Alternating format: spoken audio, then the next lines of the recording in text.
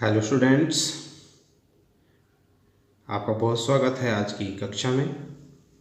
आज हम कक्षा 8 के बसंत भाग 3 के पाठ 9 कबीर की साखियाँ के विषय में पढ़ेंगे। कबीर एक बहुत उच्च कोटि के विद्वान थे, समाज सुधारक, एक बहुत अच्छे कवि रहे हैं। समाज में फैली हुई कुरीतियों को उन्होंने दूर करने का भरसक प्रयास किया है। यद्यपि कबीर अनपढ़ थे, कबीर बिल्कुल पढ़े नहीं लिखे नहीं थी। मसीहा कागज छुओ नहीं, कलम गयो नहीं हाथ, ये कहावत कबीर जी के विषय में प्रचलित है कि उन्होंने अपने जीवन में कभी भी कागज़ और कलम को नहीं छुआ। वो केवल बोलते थे और उनके शिष्य उनके बोले हुए कथनों को लिखते थे। तो आइए हम पढ़ते हैं कबीर जी की साखियों के विषय में। पहली साखी।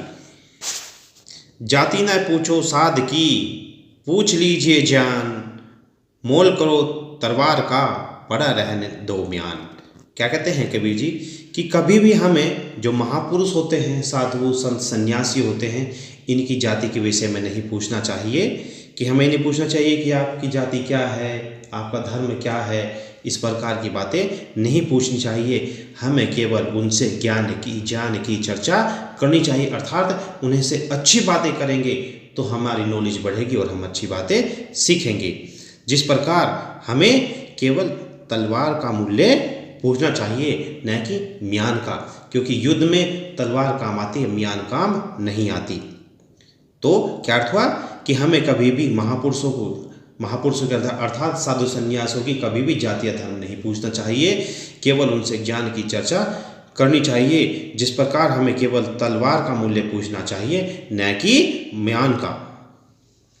दूसरी साखी देखते हैं। आवत गारी एक है, उल्टत हुई अनेक, कह कबीर नहीं उलटिए, वही एक की एक। कबीरदास जी क्या कहते हैं इस साखी में? कबीर जी कहते हैं कि आवत गारी एक है, गारी अर्थात गाली, कि गाली जब आती है तो एक ही होती है, और उल्टत हुई अनेक अर्थात यदि हमें कोई एक गाली दे रहा है और हम भी उलट कर उसे दे दें तो एक की वो अनेक हो जाएंगे, अर्थात बहुवचन हो जाएगा। कह कबीर नहीं उलटिए, वही एक की एक। अगर यदि हम उसे दूसरे व्यक्ति को उलटकर गाली अर्थात अपशब्द नहीं कहेंगे तो एक ही रह जाएगी।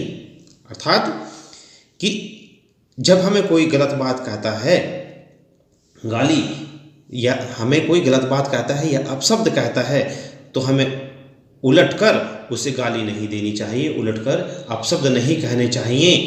क्योंकि यदि हम उसे उलटकर अपशब्द कहते हैं तो वो बातें बढ़ जाती हैं। इस प्रकार हमें किसी को गलत शब्द नहीं कहने चाहिए, क्योंकि यदि हमें कोई गलत शब्द कहता है और उलटकर हम भी गलत शब्द कहते हैं तो लड़ाई के चांस ज़्यादा हो जाते हैं। अब तीसरी साखी देखते हैं। माला तो कर में फिरे, जीबी फिरे बुक माही, मनवा तो दसु दिसी फिरे, यह तो सुमिरन नाही।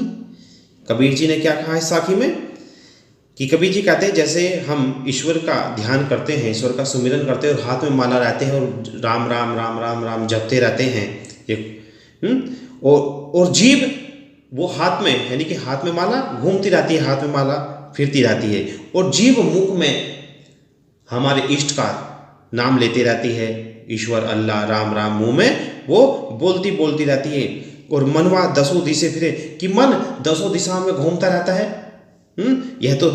यह तो सुमिरन है कि इस प्रकार यह ईश्वर के सुमिरन करने का तरीका नहीं है। अर्थात कि माला तो हाथ में फिरती रहती है और जीभ मुख में और मन सभी दिशाओं में घूमता फिरता रहता है, तो यह ईश्वर के ध्यान का अर्थात सुमिरन का तरीका नहीं है। तो सुमिरन का तरीका क्या है कि हम एकांत में शांत मन से केवल ईश्वर और केवल ईश्वर के बारे में ही ध्यान करें। अब चौथी साखी देखिए, बड़ी अच्छी साखी है। आपने एक कहानी सुनी होगी कि एक चूहा एक शेर को बचाता है, कि शेर जंगल में जाल में फंस जाता है शिकारी के, और एक छोटा सा चूहा आता है तो शेर उसे पकड़ लेता है। तो चूहा उससे निवेदन करता है कि तुम मुझे छोड़ दो और समय आने पर तुम मुझे छोड़ दो, मैं तुम्हारी सहायता करूँगा। तो एक बार शेर जाल में फंस जाता है और चूहा जाल को काटकर अपनी मित्रता निभाता है। तो शेर और चूहा जबकि विपरीत होते हैं दोनों बल में, तो वहाँ पर छोटा सा चूहा भी बलशाली शेर के काम आता है। तो ऐसा ही कुछ इस साखी में है। क्या कहा? कबीर घास ना नींद ये जो पाँव तली होई, उड़ी पड़े जब आँखी में खरी दुहेली होई। क्या? कबीर घास ना नींद ये।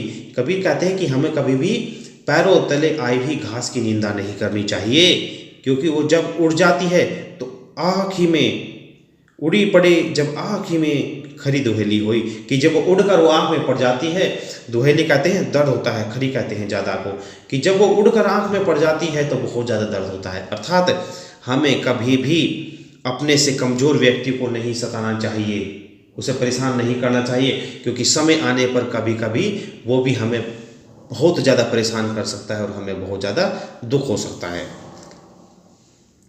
अब अंतिम साखी है, साखी नंबर 5। जग में बैरी कोई नहीं जो मन शीतल होए, या आपा को डारी दे दया करे सब कोई। क्या कहा? कि जग में बैरी कोई नहीं, बैरी कहते हैं शत्रु को, और शीतल होना, मन तो मन हृदय है ही, मन यानी कि हृदय, शीतल मन ठंडा होना, आपा मतलब अहंकार, डारी कहते हैं डाल देना। जग में बैरी कोई नहीं, कि संसार में कोई भी बैरी नहीं है, अर्थात संसार में कोई किसी का शत्रु नहीं है, यदि हमारा मन शीतल है, शुद्ध है, पवित्र है और शांत है। कि कोई एक शब्द को लीजिए, संसार में कोई किसी का शत्रु नहीं है यदि हमारा मन क्या है? शीतल अर्थात शांत है, या आपा को डारी दें, और यदि हम अपने अहंकार को त्याग दें और सभी पर दया करें तो हमारे लिए सभी समान हैं। दया करें सब कोई तो सब पर दया करें, हम अपने अहंकार को त्याग दें और सब पर दया करें। तो ये कबीरदास जी की साखियाँ रही। इन साखियों के अर्थ को ध्यान से सुनिएगा और जीवन में इस प्रकार की बातों को हमें अपनाना चाहिए यदि हम अपने जीवन को बहुत अधिक अच्छा बनाना चाहते हैं। महापुरुषों की बातें यदि हम जीवन में अपनाएंगे तो निश्चित रूप से हमारा जीवन प्रगति के पथ पर अग्रसर होगा और अच्छाइयाँ हमारे जीवन में आएगी और हम आगे बढ़ेंगे। इसी के साथ धन्यवाद।